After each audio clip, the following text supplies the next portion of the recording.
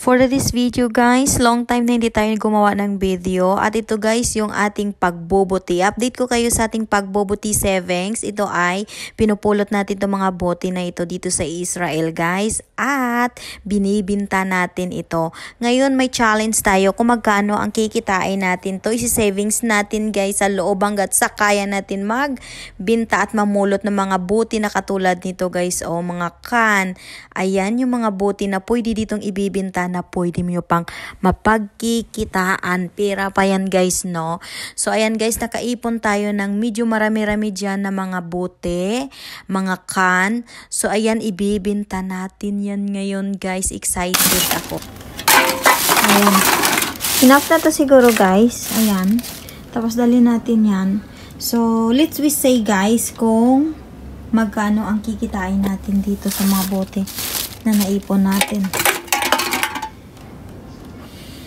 So ayan na guys, nandito na tayo sa ating pagbibintahan ng bote. At ayan si Kuya guys, nag-aayos na. At i-ready na rin isa lang yung ating bote na ibibinta. At ika-count din ni Kuya kung magkano ang kikitain natin. Siya yung taga-count dito ng mga bote guys.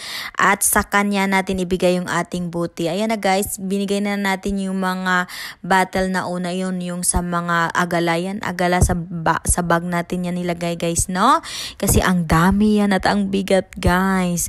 So magkano kaya ang kikitain natin dyan? Watch out guys. Abangan ninyo kung magkano. At sulit ba yung ating pagod sa pagpupulot yan, and then pag-iipon, and then ipibinta natin dito. Dito lang, malapit lang to sa work ko guys. So ayan yung mga can din. Nakaseparate din yung can. Ayan yung can natin. Kinount na rin yan guys. So ayan, dito na si Kuya. Bibigyan tayo ng reset. Ayan yung reset natin guys. Naka 145 tayo na pieces.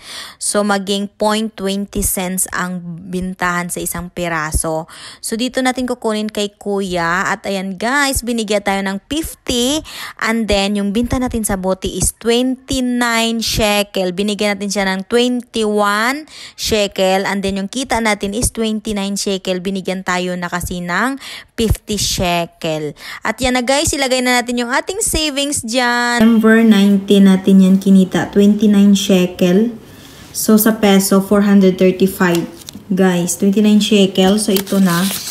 So pinalitan ko siya kasi 50 pesos, 50 nes yung binigay sa atin kahapon.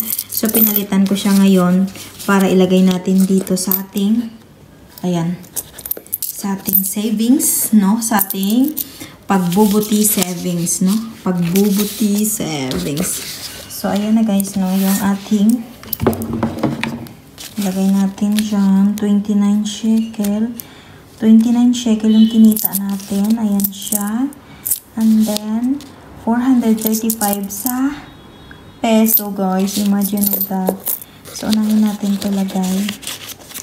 So, sana madadami ito, guys. Sana dadami yung ating first, ano to guys, first nalagay natin to sa ating pagbubuti. First na to. Yan. Tapos, lagay natin to ang 9 shekel. So, lagay natin 9 shekel. Bas, ibibasag. Yan. Yan. Wala, nakakatuwa. So, ayan yung una nating kita sa pagbubuti. At ito yung note natin dito, guys. So, abangan nyo guys ang susunod natin na pagbibinta ng bote. See you in the next video. Paalam! Bye-bye!